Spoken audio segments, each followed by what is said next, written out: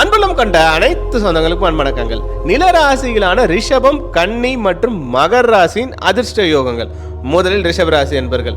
இவர்கள் நிலம் மற்றும் ஸ்திர ராசி என்பதால் இவர்களின் முதல் யோக கிரகம் புதன் பகவான், இரண்டாம் கிரகம் சனி பகவான், மூன்றாம் மற்றும் ஆட்சி அதிபதி சுக்கிரன். இந்த கிரகங்கள் வலுப்பெற்றால் வாழ்வில் நிரந்தர வருமானம் மற்றும் பெண்களால் செல்வங்கள் பெருகும்.